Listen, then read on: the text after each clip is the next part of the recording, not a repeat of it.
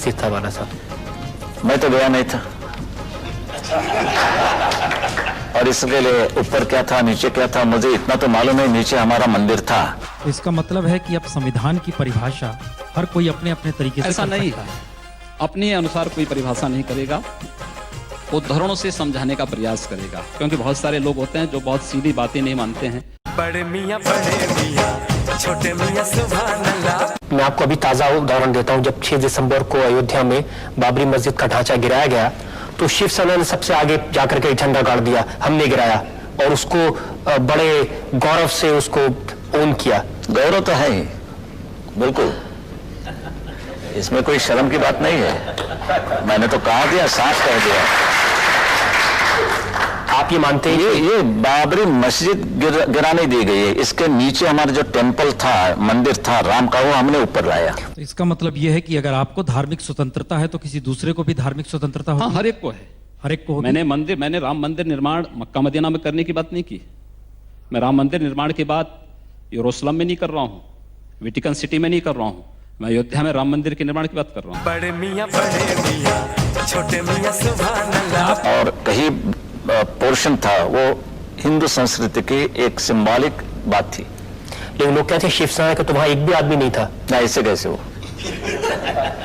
नहीं तो बड़ी शर्म की बात है, और आप ज्यादा पूछेंगे तो सीबीआई मेरे पीछे लगेगा। भारत की व्यवस्था संविधान से चलेगी, किसी शरीयत से नहीं। धर्मांतरण संविधान के दायरे में? हाँ, क्यों नहीं। इस देश का संविधान धर्मांतरण की छूट नहीं देता है। लव जिहाद संविधान के दायरे में? बिल्कुल, लव जिहाद की छूट इस देश का संविधान नहीं देता। बड़े मियां छोटे मियां सुभान अल्लाह। कि इतिहास आप देखेंगे, हिस्ट्री टेल्स सेज कि बाबर ने हमारे जितने मंदिरें थी और पूरे के पूरे मुसलमान जितने आए यहाँ, वो आक्रामक थे और उन्होंने पूरे हिंदू मंदिरें गिरा दी और उसके ऊपर मस्जिद खड़ी की दी।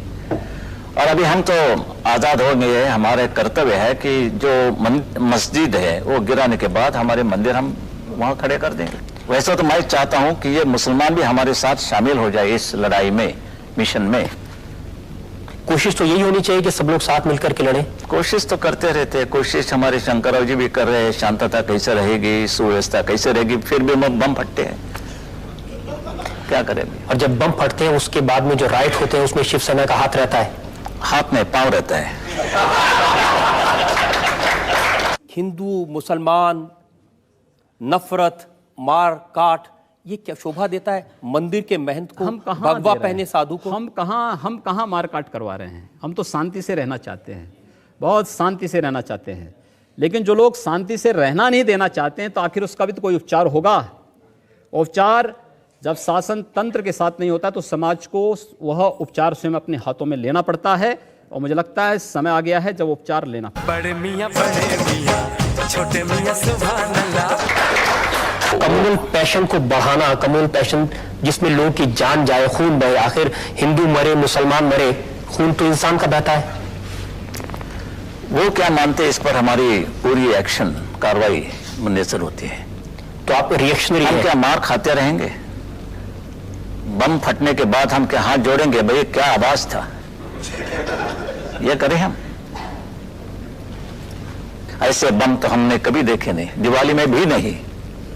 बहुत अच्छा आवाज था, भरने जाने के बाद छोड़ दीजिए। हमने तो बम नहीं फटाए। हमने की जो बात हो रही है, दंगा फसाद होता है, हम नहीं उतरते तो हिंदू मारे जाते। योगी जी, इस समय देश में आपकी सरकार है। जी हाँ। एक तरफ नरेंद्र मोदी लाल किले की प्राचीर से कहते हैं कि 10 साल तक दंगे फसाद को पीछे छोड़ दो, सिर्फ विकास की बात करो। इस देश के अंदर एक भी दंगा हिंदुओं की ओर से नहीं हुआ है। देश के दंगों के इतिहास को अगर आप देखेंगे, मैं आपको बताऊं, पूरे देश के अंदर दंगे कहां होते हैं? 3 श्रेणियां उसकी हैं। 10 से 20% की आबादी, 20 से 35% की आबादी और 35 से ऊपर की आबादी। 10 से 20 की आबादी जो है, यहां पे छुटपुट सांप्रदायिक झड़पें होती हैं, जहां पर मुस्लिम आबादी 10 से 20% के बीच में है। 20 से 35% की आबादी जहां भीषण दंगे होते हैं, और 35 से ऊपर की आबादी जहां गैर मुस्लिम के लिए कोई जगह नहीं। ये केवल भारत की बात नहीं कर रहा हूं, पूरी दुनिया की मैं बात कर रहा हूं।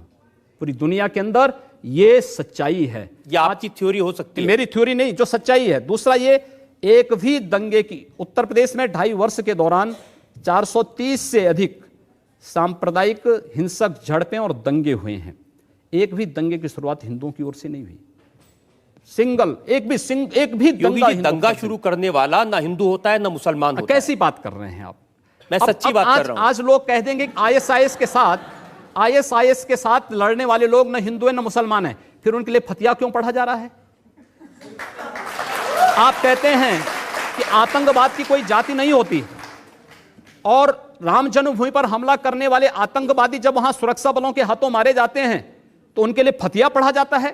क्यों नहीं उनको अमेरिका की जैसे ओसामा बिन लादेन को अमेरिका ने समुद्र में डाल दिया, पता ही नहीं लगा कहां चला गया, वैसे क्यों नहीं उनके साथ व्यवहार करते हैं? फिर जब उसकी कोई जाति नहीं, उसका कोई मजहब, कोई धर्म नहीं, उसके साथ उसी प्रकार का व्यवहार करिए आप।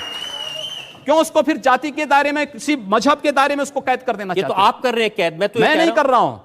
ये वे लोग कर रहे हैं जो उनको उस प्रकार का वो देने के लिए उतावले दिखाई देते हैं। और इसलिए मैं कह रहा हूं, अगर जाति नहीं, मजहब नहीं, समाप्त करिए। आतंकवाद की कोई जाति नहीं, कोई मजहब नहीं, आप उसके साथ उसी प्रकार का व्यवहार करिए। आप आतंकवादी है, मिट्टी तेल छिड़क करके आग लगा दीजिए, फेंक दीजिए उसको, जिससे पता ही ना लगे। क्या मतलब है? फिर ये चीजें अपने आप समाप्त हो जाएंगे। अगर कोई हिंदू है और वो आतंकवादी है, वो मारता है मासूम लोगों को, उसके बारे में भी यही कहेंगे? हिंदू पहले आतंकवादी नहीं हो सकता। ये क्या बात हुई? मैं इस बात की गारंटी ले सकता हूं।